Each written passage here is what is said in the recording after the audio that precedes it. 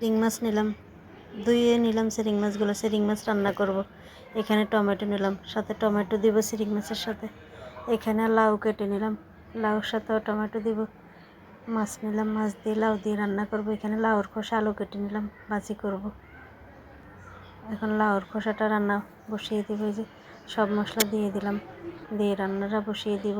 আসসালামু আলাইকুম, সবাই কেমন আছেন? আলহামদুলিল্লাহ আমরা ভালো আছি। আজকে আবার নতুন একটা ভিডিও নিয়ে আসলাম। লাউর খোসা ভাজি বসিয়ে দিলাম। এখন মশলাগুলো একটু মিক্স করে বেশ কিছুক্ষণ জাল করবো। এখন লাউ রান্নাটা বসিয়ে দিব। কড়াই বসিয়ে তেল দিয়ে দিলাম, তেল গরম হয়ে গেছে, মশলাগুলো দিয়ে দেবো এক এক করে। মশলা জমা হয়ে গেছে, মশলাগুলো এখন ভালোভাবে কষিয়ে নেব। মশলা কষানো হয়ে গেছে, পানি দিয়ে দিলাম মাছগুলো কষিয়ে নেব ভালোভাবে। এই যে লাউর খোসাটাও বলো কষে গেছে, একটু নেড়ে দিলাম। এই মাছটাও কষানো হয়ে আসছে, আর একটু কষিয়ে নেব। লাউ খোসার কালারটা অনেক সুন্দর হয়েছে, আর একটু নেড়ে দিলাম। মাছ কষানো হয়ে গেছে, লাউ দিয়ে দিলাম। এখন লাউগুলো একটু মিক্স করে নেব, মিক্স করে বেশ কিছুক্ষণ জাল করবো। একটু পানি দিয়ে দিলাম, ওকে নিচে লেগে না যায়। এখন জাল করবো বেশ কিছুক্ষণ। একটু লাউর খোসাটাও পাখি হয়ে আসছে, আর একটু হবে। শুকিয়ে নেব পানিটা, দিয়ে দিলাম একটু জিরা ধনিয়ার গুঁড়ো, এগুলো দিয়ে মিক্স করে নিলাম। কিছুক্ষণ জাল করবো আবার।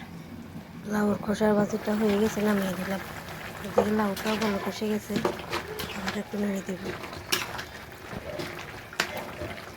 কালারটা অনেক সুন্দর হয়েছিল। এখন চিংড়ি মাছ রান্নাটা বসিয়ে দেবো। কড়াই বসিয়ে তেল দিয়ে দিলাম, তেল গরম হয়ে গেছে, দিয়ে দিলাম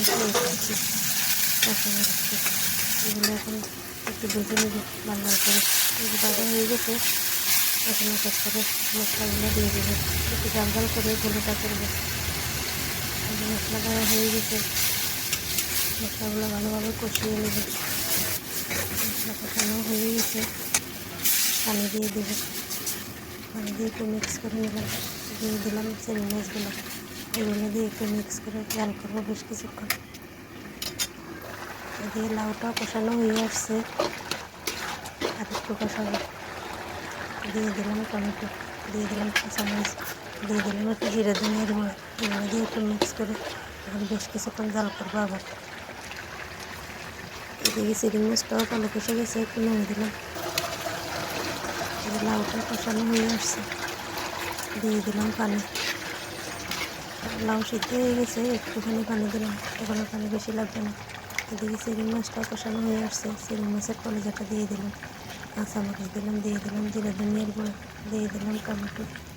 এগুলো দিয়ে এখন বেশ কিছুক্ষণ জাল করবো।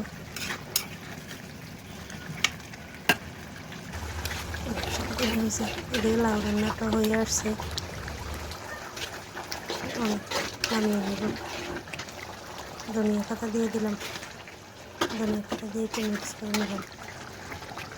লাউ রান্না রেডি, নামিয়ে নিলাম লাউ।